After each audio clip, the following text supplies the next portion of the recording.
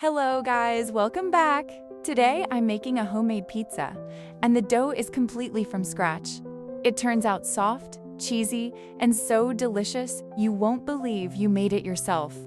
The crust gets perfectly golden, the cheese melts beautifully, and honestly, it tastes better than anything you'd buy. So come on, let's make it together. In a bowl, I'm adding 2 cups of warm water, 1 teaspoon of sugar, and 2 teaspoons of quick rise yeast.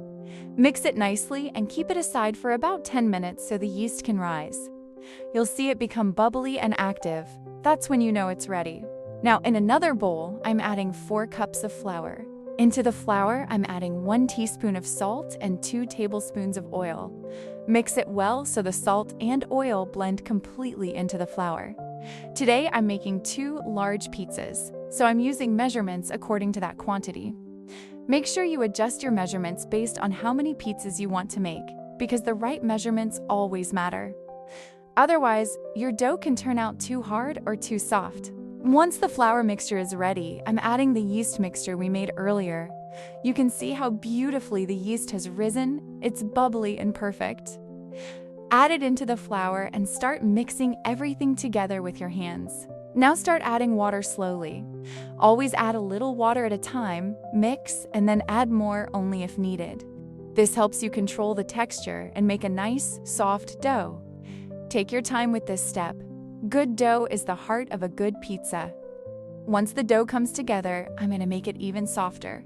I sprinkle a little flour on top, then stretch the dough and fold it over.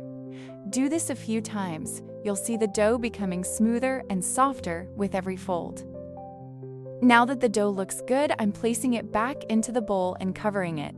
Let it rest for about 2 hours so it can rise beautifully.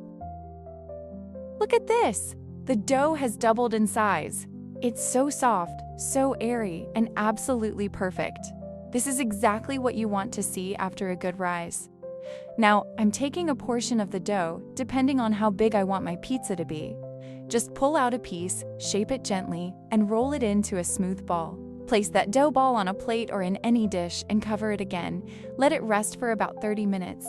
The second rise is what gives you that perfect, fluffy, restaurant-style pizza base. So it's been 30 minutes, and look at this dough. It's soft, risen, and completely ready to roll. I'm taking the dough, shaping it gently into a smooth ball, and this is what I'll use to make the perfect pizza base. Now I'm making the pizza base and I'm only using my hands. For a perfect pizza, you never use a rolling pin. This is exactly how they do it in restaurants. I know it might look a little tricky, and trust me, even I'm not perfect at it. But I'm trying. It takes a little longer because we're not professionals, but if you keep practicing, you'll get it. Look, slowly it's getting bigger. This hand-stretching style makes the base more airy and fluffy. Once it's big enough, place it on your baking tray and gently raise the edges with your fingers. That gives you that beautiful, airy crust on the outside.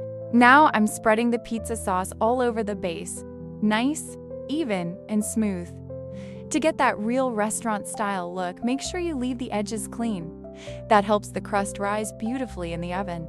After the sauce, I'm adding a generous layer of grated pizza cheese, because honestly, cheese is the best part of any pizza. For the topping, I'm adding pineapple. I know some people think pineapple doesn't taste good on pizza, but trust me, it tastes amazing. Try it once and you'll see why I love it. I sprinkled oregano and chili flakes on top and baked it for 20 minutes. Just look at this beautiful pineapple Hawaiian pizza. It smells so good and I honestly can't wait to eat it. If you enjoyed, please like, share, and subscribe to my channel. Thank you, and see you in my next recipe video.